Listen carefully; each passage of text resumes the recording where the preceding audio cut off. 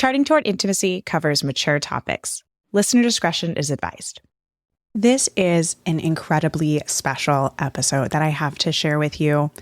This summer, I got the amazing opportunity to be on a coaching call with a woman. She shared with me an incredible story of God's providence in her own marriage and sex life, and I got her permission to share this story with you. I'm actually going to be reading her story with names changed for her own privacy. But these are her words. There is something in here for you. Even if your sex life is incredible right now, I know that there is something in the story for you. So let's get started. Welcome to Charting Toward Intimacy, the sex and intimacy podcast for Catholic women. My name is Ellen Holloway. I am a Catholic speaker and coach who specializes in sex and marital intimacy, and I am on a mission to help you actually enjoy and desire good, holy sex with your spouse. As I mentioned in the intro, I am going to actually be reading this story, and again, the names in this story have been changed for privacy's sake. Hi. My name is Victoria. I am almost 50 years old. Last month, my husband and I celebrated our 28th wedding anniversary. We have 6 children, 4 sons and 2 daughters. The oldest is 20 and the youngest is 10. For the last 2 years, I have been studying sex, which led me to your ministry and this podcast. I would love to tell you about my experience that led me to this study. It is a story of faith and healing. I was raised in a Catholic home. My mom was in the choir. Dad was an usher. I volunteered at church. I was never molested, abused, or raped, but I did have a habit of masturbation from a young age. I do not remember being shamed for it, just redirected to a different activity. If anything, my parents looked annoyed, not disgusted. As a teen, when I saw a sex scene in a movie, or when I heard others talk about sex, like in the lunchroom or on the school bus, I thought a woman was supposed to orgasm from her vagina. And I know mine didn't work like that. I figured God made me different. Not that there was anything wrong with me, just that God had made me different than any other girl. Different in that I had this special spot that felt really good. Until the age of 18, I thought I was the only girl with a clitoris. Although at the time, I did not know the name for it. I had sex as a senior in high school. I believe I was seeking attention and love. Not a ton, but it was with 2 guys. I believed if they liked me a little, sex would make them like me a lot. And I wanted to be wanted. Of course, it seemed to have the opposite effect. When my mother read my diary and found out I was having sex, she offered to help me get birth control. But I told her I had already gone with a friend to a free clinic and got some. She seemed proud of me. Then she told me a few things about sex that I thought were wrong for sure. Like most teens, I thought my parents didn't know anything. She said sex is best when you're comfortable enough to laugh during it. I graduated high school and decided to forget about dating for a while. With the last 2 guys, I just felt used. But a month later, at my best friend's graduation party, a man who graduated 4 years earlier noticed me. He said it was the twinkle in my eye and the smile on my face that drew him to me. We were set up by our mutual friends and we went on our first date. Our hands touched briefly over the table at a restaurant and it felt like I had been hit by lightning. I felt a shock from the top of my head to the tips of my toes. I felt more electricity and power in that second than I did with the other guys I was completely naked with. And I thought, wow. I took it as a sign that this was the man God had for me. We talked for hours like we had known each other our whole lives. And as I listened to him talk about his family and friends on that first date, I was overwhelmed by this desire to be loved the way he loved. I went home and told my mother I was going to marry him. And I did 3 years later. My plan was to not have sex right away this time, but to wait to get to know each other without complicating things. I wanted to be sure he really liked me. But neither of us were virgins, and we were not very good at setting boundaries. And in the heat of the moment, we made love. And after we did, I felt like I could not go back or say no. It was not anything he said or did. It was my belief that one of the worst things I could be was a tease, and a tease would give or dangle sex, then withhold it. Since we were having sex regularly, I showed him how to help me have an orgasm. Not with my words, but guiding him.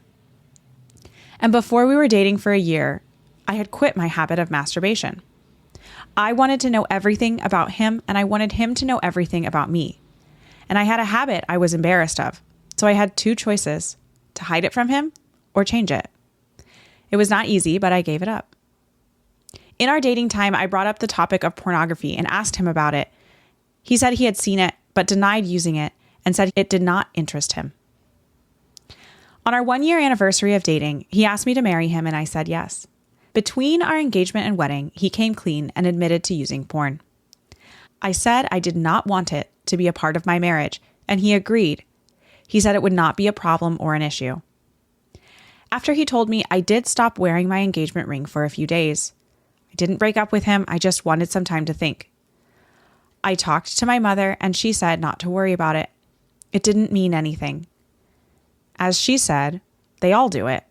And I decided because we loved each other, we could fix anything together. And I put my ring back on. This was before home internet. At the time, porn was usually magazines. And true to his word, he never did bring those into the home we shared. We were married in 1996, and life is stressful with jobs and mortgages, and we learned how to blend two lives into one. With the invention of home internet, there was a multitude of new temptations, and my husband became entangled in the chains of it. I cannot remember the first time I discovered it and we fought, but it would come up regularly. Sometimes during a fight, he would say I was the problem. If I would just do this or that, he would not use porn. Sometimes the thing that hurt the worst was not even the words he would say during a fight. It was the look on his face when he said them. It would be a look of complete indifference for the pain his actions and words caused me. I do not know when I started this, but I found a way to keep my distance. I could be physically intimate with my husband, but never let him in mentally or emotionally or spiritually. We never prayed together. I felt like that would have been more intimate than I was willing to be. Porn has a way of making a wife feel like she is less than, like she is not enough. And I learned to have sex with my husband without ever letting him see my naked body, because I could never compete with those other women. One of the worst parts of being married to someone with porn use has to be the lies. They made me feel like I had no bearings on reality. I never knew what to trust. It was like I could not distinguish between up or down. Nothing made sense. I would continually replay every conversation, expression, and gesture, trying to be able to distinguish between the truth and the lies, and doing that so much made me feel crazy. I fought with my husband so much about porn. Sometimes I yelled. Sometimes I cried. Sometimes I even threw things. I fought in any and every way I could think of. There was a battlefield in my life. On one side was me, and on the other side was my husband and porn. We fought like this for 12 years. Then one day I had an epiphany. It was a grace from God, and it was life-changing. I was given the realization that my husband was not the enemy, but he was a fellow wounded soldier, and I could not leave him behind enemy lines. The devil was using porn to destroy us both. We were both victims, just in opposite ways. We were like different sides of a coin. Now, on the outside, there did not appear to be anything different, but on the inside, it made all the difference. My prayer changed. Before this epiphany, my prayer was only focused on myself. I prayed for what I needed and wanted, to be hurt less, to feel less pain. And there was selfishness in that. After the realization that my husband, as a fellow victim, was probably in a lot of pain as well, I started to realize that it was pain that my husband experienced as a young man that made him turn to porn in the first place. And knowing a little about how the evil one works, he was probably being tempted and then was filled with guilt, which is a painful cycle. After this epiphany, my prayer became an intercessory one for my husband to feel less pain. Before the epiphany, when painful feelings would bubble up in me, I would pray for God to take them away. But after this epiphany, when painful thoughts and feelings would bubble up in me, I would offer them as a sacrifice for other people and mainly my husband. I stopped asking my husband about porn because that only seemed to start fights, and I quit searching for evidence of infidelity. So when the urge to bring it up or search would come, I decided to not do them as a fast for my marriage. I would leave it to God to deal with. It was not easy, but I bit my tongue a lot. I just kept reminding myself that his porn use was something that started before he ever even knew me. So it could not be my fault. And it could not be because I was lacking in some way. Interestingly, around the same time, there was another major change. We went from using artificial birth control to using natural family planning. After I moved out of my parents' house, I stopped attending Mass. Not because I did not believe, but because I thought I could do things on my own. I started to go back to Mass after the birth of our first child. Slowly, I began to study more about the faith. And after 2 kids, we were discussing when to have our third, and I suggested this was the perfect time to learn natural family planning. Because if it didn't work, it would only move our plans up a few months and not completely derail them. He agreed as long as I did the work. It worked perfectly for us. We always got pregnant within 2 months if that was our intention, and we were able to avoid if that's what we wanted. If you would have asked, I would have said we had a good sex life because 1, we had regular sex. 2, I always orgasmed. And 3, I did not commit any sexual sin. What else was there, right?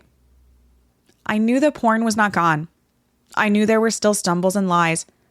Because of the lies, I pushed my husband away mentally and emotionally. I had built a wall of protection between my husband and myself. And he had pushed me away, thinking by lying he was protecting me, while he struggled with porn in silence and isolation. It was like we were each living on a deserted island, right beside each other. It killed a lot of our loving feelings, and it put us in a cycle of dishonesty, avoidance, and self-preservation. I slowly grew to dislike sex more and more.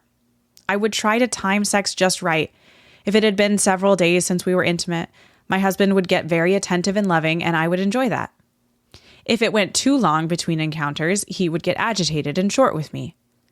I very much felt like he only wanted me for sex, not because he actually wanted to spend time with me. Sex was very much a painful experience, not physically, but mentally and emotionally and spiritually. Our marriage was a barren wasteland. We'll be back with the episode in just a minute. Let me ask you a quick question. Does sex just kind of suck? Or maybe you and your husband are just always arguing about sex? Maybe you feel like your libido has disappeared, or it takes you too long to get aroused, or you just really don't like sex that much and you're ready for that to not be an issue in your life anymore. If that sounds like you, then you need the Catholic Sex Course for Women. In this course, we dive into the 5 pillars of married sex, and I help you actually finally have the sex life that you have dreamed of. Sex is so good. It is so holy, and you deserve to actually enjoy and find pleasure in your sex life. Check out the Catholic Sex Course for Women at vinesinfullbloom.com/Catholic sex, or click the link in the show notes. My husband is not Catholic. He was baptized Lutheran, but was not practicing. So I took the kids to Mass that were kindergarten age and up, and he would stay home with the young ones. But in the year 2016, he began to attend church with us weekly because I was having difficulty keeping all the kids behaved by myself. 2017 is the lowest part of my story. We had 2 miscarriages, one in May and one in September. With the first one, we told others. So we celebrated and mourned with our close family and friends. But with the second so soon after the first, we decided not to tell anyone and mourned and buried the second baby alone. While I was still bleeding from the second one, I found a tablet downstairs, and the rule was the kids had to use it in the main part of the house, not the basement that was more secluded. So I did a search of the history to make sure there was nothing inappropriate, and I discovered porn. I decided to talk to my husband before confronting the kids, and he admitted it was him. We carried on with life the best we could. We had to wait a few days before we even had the opportunity to talk alone. We still had sex and were trying to move forward, but a month later, I could not do life anymore. I really lost it this time. I don't mean crying and yelling. I mean completely withdraw from life. I don't know if it was the porn or the miscarriages, but it was probably a combination, along with the always having to pretend I was okay. I felt like all the faking was a slow, painful death of my soul. I was having severe, constant suicidal thoughts a month later. So I went to the hospital and I got antidepressants. I tried therapy, but it did not feel like it was helping, and I quit. I do not have a history of depression, but my mother did. So I know what to do when things get really bad. After I started the medication, I told my husband. I did not want to hurt him, but I needed to take a break from sex. I just wanted time to heal. For the first time, instead of yelling or crying, I talked openly, calmly, and honestly. I told him not to initiate or complain about the lack of sex, but just to assume it would not happen until further notice. And I have to say, he respected my wishes, and he was loving in non-sexual ways. Him being so considerate of my requests helped a lot in my healing. I remember at one time talking to a girlfriend and admitting our struggles. And I told her that if I could go back in time and change one decision I made in my life, I would go back to my wedding day and tell my younger self not to marry him, because the path was too painful. The sad thing was that would mean I would never have had my children. If you put the weight of the joy of my children on a scale against the weight of the pain of a marriage laced with porn, it was not even close. I would have rather been alone and childless to escape the pain. After about 9 months of abstinence, I told him I was open to being sexually intimate again, but only at times that we planned it. I could not face it just coming up. At this point, more than any other point of our relationship, I hated sex. It became a chore. Not only a chore, but one of my most hated chores. The only chore that I thought was worse than sex was dishes. At this point, we had sex about once every 2 weeks, when all our kids were at their grandmother's house for an afternoon. And I would start praying a few days before for our marriage and asking God to help me love my husband, because I did not want to lay naked with this man that I could not trust. I would ask God to help me to not withhold myself from my husband out of pride or fear. But believing that God created sex and he made it to bless marriage, I continued to be intimate the best I could. I felt like I was just holding my breath, waiting for the other shoe to drop, waiting to discover porn again. After about 4 years on the antidepressants, I was weaned off them and started to feel more alive again. When I was on them, they stopped the suicidal thoughts, but it was like they also took away my laughter. I still was not enjoying sex very much, but after so much dishonesty and rejection and fighting over this topic, I thought enjoying sex would be impossible. And part of me thought that because I had sex before marriage, I was too damaged to have great sex. I had developed a habit of shutting down my mind and heart during intimacy. It seemed the only way to have sex. If I did not shut down my mind, I would visualize my husband looking at another woman, and my heart would hurt wondering if he was lying again. In hindsight, I think closing off my mind and heart in our intimate times actually added to our problems because I was not fully present, which really contributed to sex feeling like a chore. These years was when my husband said he was the saddest and loneliest. He felt this great distance between us because of the wall I had built between him and me. Not to hurt him, but you know how you touch something hot and it hurts, so you get tentative to touch it again? That's the way I felt about him. I was scared of being burned again. Now, 2022 is the high point of my story. One of my sons started dating someone seriously, and after a while, he was changing and showing signs that he was having sex. So I planned to do a 54-day rosary novena. If you don't know what that is, it's 3 full rosaries a day for 54 days. And to show God how serious I was, I decided to add fasting with it. So I fasted from 3 things for 54 days. I wanted to pray for my kids to not have premarital sex, but that felt wrong because God gives everyone free will. So instead, I prayed that my kids would know and understand the truth, goodness, and beauty of human sexuality as God created it in the beginning, in the Garden of Eden. I prayed that they would use their sexuality with purity and chastity according to their vocation and state in life. And that if they did fall into sexual sin, they would return to living as God intended, as quickly and completely as possible. At the last minute, before starting the novena, I decided to change the intention to be not just for my kids, but for all Christians. Now, I believe God hears and answers all prayer, just not always in the way we expect him to. This time, as it usually does, it turned out to be something way better than I could have ever imagined. On the second day of my novena, I initiated intimacy with my husband without scheduling it. And then again the next day, and again the next day. That's when my husband said, "Who are you and what have you done with my wife?" And I reminded him of my novena, and I showed him the intentions because I had written them down. We realized the intention of praying for all Christians meant that I was praying for us as well. And my husband suggested that we start to pray together. And from that day on, we have. You know how you walk into a room that's pitch black dark and you flip the light switch on and in an instant the whole room looks and feels differently? That's how quickly and drastically my experience of sex changed.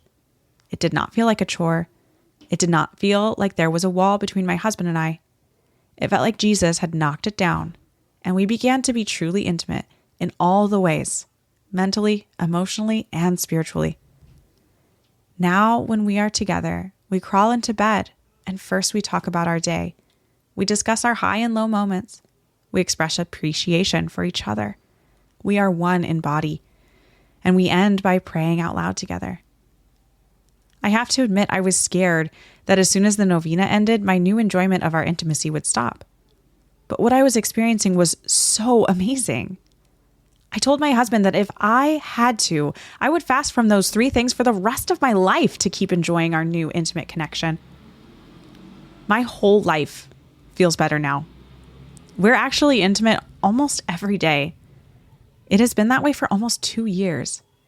Sex is the best part of my life. How did I go from sex being the most painful part of my life to it being the most amazing part? Now sex is where I feel most loved and alive. The place I feel most free to be my true, authentic self in every way. And I feel like it is a true joining of 2 people in every way, in mind, heart, body, and soul. My husband and I both think the best part of sexual intimacy is the after part, when you get to lay together in each other's arms, feeling totally seen, known, and loved, bare in every way possible. It feels like our souls stay connected longer than our bodies. It feels like every problem and difficulty appears smaller, more manageable somehow, which is very much the way prayer makes me feel. It seems like there are so many parallels between marital sexual intimacy and our relationship with God. It surprises me, but I don't know why when that's what the Bible says in Ephesians chapter 5. My husband and I call what happened with that novena our new beginning. Our relationship is different in so many ways. And it all started with better sex as a gift from God. We used to avoid going to bed at the same time. And now together is the only way we go to bed. When sex was a chore for me, when I hated the thought of it, I would have never read a book about sex or listened to a podcast. You can't make yourself spend time thinking about something you despise. But since our new beginning, I've been reading and studying about sex. When faced with something new, I like to learn as much as I can. I feel it helps me make sense of things. So I've been reading. And I want to learn so I can prevent myself from sliding back into my old attitude and experience of sex. And I want to help my daughters to not wind up like I did. The Bible's filled with stories of Jesus healing people. One of my favorites is the story of the woman with the hemorrhage. When Jesus said, "Daughter, your faith has made you well." And like her, I'm no longer living a life of isolation. I don't know why my miracle happened, but I do know who made it happen.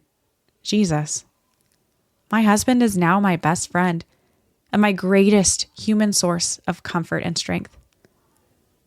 Most of the time, I am beyond grateful for my miracle. There have been moments, though, where I thought, why did it take so long? Why did I have to suffer? I quit the sin of masturbation in 1994. And I quit the sin of artificial birth control in 2007. Why did I not start to experience sex as a blessing until 2022? I think Jesus waited until my husband was finally in a place to truly turn away from porn for good. And that happened after weekly mass attendance started. I also think God used my lowest point in my marriage to draw me closer to him. That point in my life, more than any other, I felt God so near. He felt closer than my own heartbeat or breath. I don't think God wants us to suffer, but he is an expert at using suffering for good, to draw us closer to him. I wonder about and pray for all the women who are married to men caught in the chains of pornography. I feel their pain. It was my pain. I feel their sadness, despair, and loneliness. I do not have all the answers. I know I did many things wrong, but I never stopped trusting God, and I never turned my back on my husband or our marriage. And it has led to the most beautiful, peaceful, and joy-filled life. It can sound like the story of a person's sexuality, but when you look closely, it is a story of the power of prayer and mercy. Nothing is too far gone to be redeemed by him. My husband is still not Catholic. I've asked if he wants to become Catholic, but he hates classes. He attends Mass with us, and he's living a Catholic life in practice. I remind him he shares a bed with a miracle. Maybe the miracle God gave me was not just great sex, but maybe the great sex will lead my husband to living a fully Catholic life in the sacraments, which would be an even greater blessing than amazing sex. I hope you enjoyed that story as much as I did. Please consider sharing this episode with a friend who might benefit. I want to end by sharing a really wonderful prayer that this woman shared with me via email as we were going back and forth about this episode. Her prayer for all of you is, may all marriages that feel like water experience Jesus and become an abundance of wine. Thanks so much for listening. If you are not already following us on Instagram, be sure to check us out at Charting Toward Intimacy. And if you listen to podcasts on a platform that gives you the option to rate or review, we'd love for you to do that because it helps us spread the word about the podcast.